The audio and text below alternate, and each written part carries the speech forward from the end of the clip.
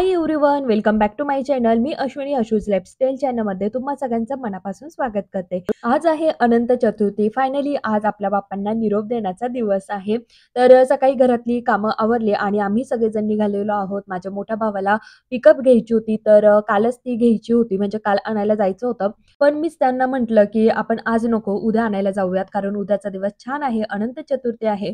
म्हणून आज आम्ही निघालेलो आहोत गाडी आणण्यासाठी. तर नवीन गाडीसाठी नवीन छान असा मोठासा हार घेतला.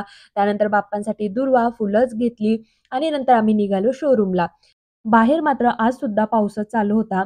शोरूमला आल्यानंतर आम्ही थोडे फोटो, व्हिडिओज काढून घेतले. जे आता सगळ्यांनाच माहिती आहे आपण कोणकोणते व्हिडिओज, फोटो काढतो, तर ते काढून घेतले आणि त्यानंतर आम्ही गरमागरम असा चहा पिला. पण इथला चहा आहे ना गोड होता. जसा मला हवा होता ना तसाच गोड-गोड चहा होता. मला तर चहा खरंच खूपच आवडला. कारण बाहेर चहा प्यायचा म्हटलं ना, एकदम फिक्का चहा असतो आणि मला आवडतो गोड चहा. इथला चहा खरंच मला खूपच आवडला. मामाला गाडी घ्यायची आहे म्हणून श्लोकने त्याच्या गल्ल्यातले पैसे खिसे भरून आणले होते, की मला हे पैसे मामाला द्यायचे गाडी घेण्यासाठी. तर चिल्लर होती आणि त्याने तोंडात वगैरे खेळता-खेळता नको घालायला म्हणून ते त्यांनी पप्पाकडे दिले. पण त्याचं इंटेन्शन जे होतं त्याला कोणी काहीही सांगितलं नव्हतं. पण ते त्याच्या मनाने त्यांनी ते बोलला, की मला मामाला पैसे द्यायचे गाडी घेण्यासाठी. खरंच आजकालची ही लहान मुलं आहे ना, इतकी हुशार, इतकी मॅच्युअर असतात ना, म्हणजे बघूनच शिकतात. त्यांना असं शिकवण्याची अजिबात गरज नाहीये. आणि त्याचं ते म्हणणं ऐकून आहे ना, खरंच आम्हाला खूप भारी वाटलं होतं आणि नवलच वाटलं होतं.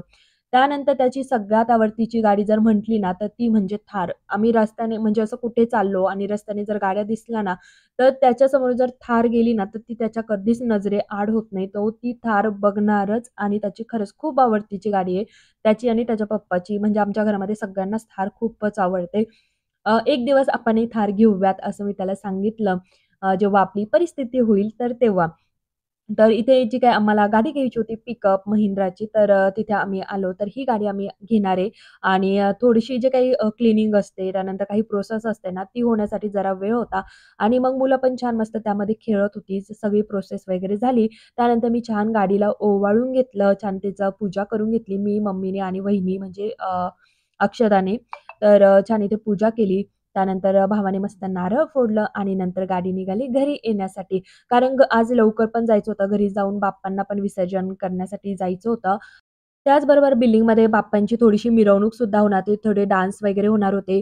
त्यानंतर आरू आणि श्लोकला ना प्राईज सुद्धा भेटणार होतं. तर त्यांची पण ती एक घाई चालू होती, की आम्हाला प्राईज घ्यायचंय, आम्हाला पण लवकर जायचंय.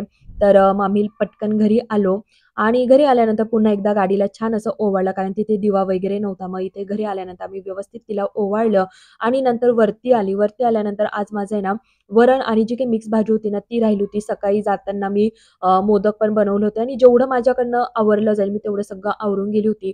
आता इथे वरणाला आणि भाजी शिजेपर्यंत म्हटलं चला बाप्पांना बघूयात. तर सकाळी घाई-घाईमध्ये ना, जी काही दुर्वांची जुडी होती ना, तर त्यामधले मी दुर्वा वेगळ्या केल्या नव्हत्या आणि ह्या पूर्ण 10 दिवस आहे ना, फुलवाला मला मस्त अशी जुडी द्यायचा दुर्वांची आणि त्यामधनं मी ते सेपरेट करायची. 21-11 दुर्वा काढून आणि छान बाप्पांना अर्पण करायची. तर आज मात्र ते करायला मला खरं सकाळी जमलंच नव्हतं. मग आता बघायला गेली बाप्पांना, तर तिथे जुडी होती. म्हटलं चला ह्या दुर्वा आपण सेपरेट करून 21 आणि 11 अशा करून आणि बाप्पांना वाहूयात. मग त्या वेळेमध्ये मी हे काम करायला घेतलं. भाजी तिकडे शिजत होती आणि खरं सांगू भूक पण लागली होती. जवळ-जवळ 2-2:30 वाजले होते आणि सकाळी फक्त आम्ही चहाच पिऊन गेलेलो होतो. सगळ्यांनाच भूक लागली होती. पण आता भाजी शिजेपर्यंत तर वेटच करावा लागणार आहे. तर नंतर भाजी शिजली. भाजी शिजल्यानंतर छान आधी बाप्पांना नैवेद्य दाखवला. आम्ही जेवणं केली. थोडा वेळ आराम केला आणि खाली सगळेजण जमा झालेले होते मिरवणुकीसाठी वगैरे. तर तिकडे पण लगेच जायचं होतं. मग छान बाप्पांची जी काही शेवटची आरती असते घरातली, तर ती करून घेतली. आणि फायनली तो क्षण आलाच बाप्पांना निरोप देण्याचा. तर इतकं वाईट वाटत होतं ना, पण ह्या सगळ्या गोष्टी कराव्याच लागतात. बाप्पा नाही गेले तर पुढच्या वर्षी कसे घरी येणार, नाही का? तर इथे जेव्हा अहोंनी बाप्पांना उचललं, तर दोघांचं एकच होतं, माझ्याकडे द्या आणि माझ्याकडे द्या. पप्पांजवळच इकडे-तिकडे फिरत होते दोघं जण. त्यानंतर बाप्पांना सगळं घर आम्ही दाखवून दिलं आणि नंतर असे थोडेसे काहीसे फोटोज काढून घेतले. कारण ह्या सगळ्या मेमोरीज असतात, ह्या सगळ्या आठवणी असतात आणि याच्याबरोबरच आपण पुढच्या वर्षाची वाट बघत असतो, की आम्ही मागच्या वर्षी असं-असं केलं होतं, तसं केलं होतं आणि तर चला खाली बाप्पांना घेऊन आलं. इथेच पण सगळ्यांनीच फोटो काढले. आम्ही सुद्धा खाली सुद्धा फोटो काढले आणि हा डान्स तुम्ही पण केला का या 10 दिवसांमध्ये? नक्की मला कमेंट करून सांगा.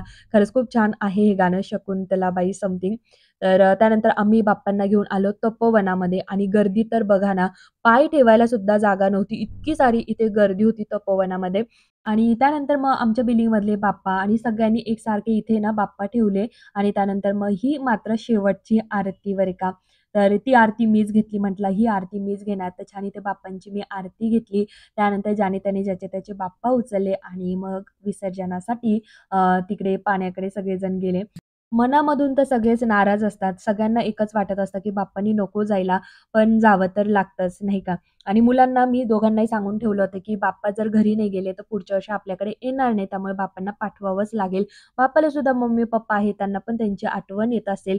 तर अशी काहीशी समजूत काढली होती. त्यामुळे दोघंही रडले नाही. यावर्षी आम्ही बाप्पांना मात्र विसर्जनच केलं बरं का आणि दरवर्षी आम्ही मूर्ती जमा करून देत असतो. तर चला त्यानंतर आम्ही घरी आलो आणि दोन्ही मुलांना आज मात्र अजिबात करमतच नव्हतं आणि आम्हाला सुद्धा करमत नव्हतं. म्हणजे सगळ्यांनाच त्या दिवशी अजिबात घरी करमतच नाही. त्यानंतर वरती आलो आणि घरामध्ये जेवणं वगैरे झाल्यानंतर काहीसा असा पसारा होता आणि हा आवरण्याची ना माझी अजिबात थोडीसुद्धा इच्छा नव्हती. असं वाटत होतं राहून द्यावं, असंच उद्या आवरूया. फक्त भांडे घासून घेतले आणि बाकीचा पसारा सगळा मी तसाच ठेवला आणि दररोज बाप्पांना ना बघण्याची सवय झालेली होती झोपताना. बाप्पांना डोळे भरून बघायचे, नमस्कार करायचा आणि नंतर झोपायला जायचं आणि आज मात्र सगळं घर असं सुनं-सुनं झालं होतं. जो या 10 दिवसातला आनंद उत्साह होता ना, तो मात्र आज अजिबात काही थोडा सुद्धा राहिला नव्हता. तर चला असो, कसा वाटला तुम्हाला माझा आजचा हा व्हिडिओ? आवडला असेल तर नेहमीप्रमाणे लाईक, शेअर, सबस्क्राईब, कमेंट्स करा. पुन्हा भेटूया अशाच इंटरेस्टिंग डेली व्लॉग्स बरोबर. तोपर्यंत बाय बाय. Take care.